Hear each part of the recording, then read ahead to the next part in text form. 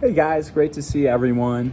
This is a study guide for the test on CASA Learning. Just go to Clever to take the test on CASA Learning. It's open from 4/16 to 4/25, and it's going to focus on apartheid, Brazilian independence, Mexican independence, and some African independence. So, since the end of apartheid, what problem continues to exist in South Africa? Well, the persistence of segregation as a result of economic inequalities is still happening in South Africa even today.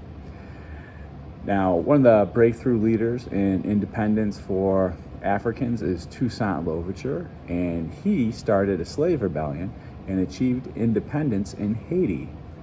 And he's going to be looked to throughout history as a freedom fighter. Now, African National Congress demands repeal of past laws.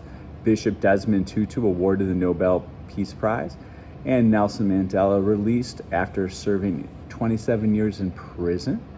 These are all going to be protests against South Africa's government's policy of apartheid. You may read a quote, and this is from the South African Freedom Charter, and it says, "We, the people of South Africa, declare for all our country and the world to know that all who live in it, black and white, should have freedom." And this is in response to the policy of apartheid. You may take a look at another reading where the first document talks about Johannesburg being depicted as a place of war, disease, and poverty, and the second document talks about the achievement gap between black and white students in South Africa being enormous. And this is all due to inequalities existing between the races under apartheid. This is a throwback question. Emperor Montezuma falls from power and large number of Native Americans die from smallpox and other diseases. This is all as a result of the encounter.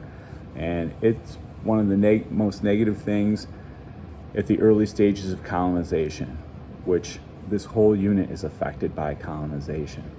So the South African policy against racial separation and segregation are most closely associated with. So who campaigned against racial separation? Nelson Mandela. He wanted to bring all races together in South Africa. Nelson Mandela and Aung San Suu Kyi are most associated with movements to guarantee the rights and liberties of their people. You may see a political cartoon with a bearded man smoking a cigar in a military uniform saying, "What you need, man, is a revolution like mine." Notice he is holding a Cuban in chains, and he is talking to a Brazilian in a broken down cart. And if you look on the back of the cart, it says Brazil. This is showing that there's lots of skepticism about the success of Castro's revolution in Cuba.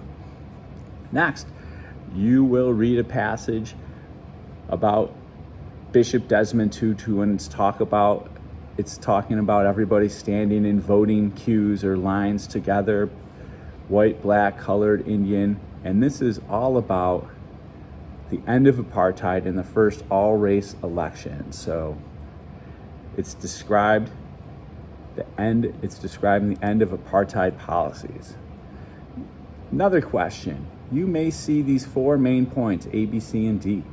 Rule of Porfirio Diaz, peasant support for Francisco Pancho Villa, the Constitution in 1917, and land reform. These all take place during the Mexican Revolution, and Mexico got its independence. Next, this is going to talk once again about the achievement gap between black and white students in South Africa being enormous. And it's basically going back to inequities existing between races under apartheid, because based on your race, you either went to a outstanding school if you were white, and if you were black in South Africa, you went to a school that maybe had a chalkboard and 50 kids in one classroom with no supplies. You may take a look at this question that says, what events are Diaz, Pancho Villa, and Emiliano Zapata associated with? These guys are all associated with the Mexican Revolution for Freedom. Now, there is going to be a chart with many different dates, starting in 1948 at the bottom, and the policy of racial segregation is set up, and then it's going to talk about all sorts of events, but it ends in 1994 with voters of all race electing Nelson Mandela president. And this chart focuses on the policies of apartheid in South Africa, and Mandela is going to get rid of that. Another thing, Nelson Mandela, when he became president, here is a quote from his inaugural address. "We have triumphed in the efforts to implant hope in the breasts of millions of our people." And he's basically saying that he is going to end apartheid, all right? And he's going to reject apartheid and get rid of it in the government. You'll take a look at a timeline starting in 1963 when Nelson Mandela is put on trial, and South Africa suspended from the United Nations in 1974. In 1979, Bishop Desmond Tutu calls for economic sanctions against South Africa. Then 1990, de Klerk lifts bans outlawing the African National Congress. And in 1994, it ends with Nelson Mandela elected president of South Africa. The policy that's closely associated with events in this timeline is the policy of apartheid. And you will read a short passage from Nzingi Mademba, King Alfonso, Letters to the King of Portugal in 1526. And he's going to say, "And we cannot reckon how great the damage is, since the mentioned merchants are taking every day our natives, sons of the land and sons of our noblemen and vassals and relatives, because the thieves of men of bad conscience grab them." And this is all talking about the Atlantic slave trade. That is going to cause huge problems in the African continent. And it's the big thing is the effects of the slave trade are still felt. And here's an excerpt from Nelson Mandela's book, A Long Walk to Freedom. And he's going to emphasize an end to apartheid in South Africa. And he's talking about he has walked the long road to freedom. And it was not easy. He fought his whole life to get rid of apartheid. Now you'll take a look at a political cartoon with apartheid spelled out in block letters, and you'll see Nelson Mandela breaking down the R in apartheid. And this is the significant step was taken towards racial equality with the end of apartheid.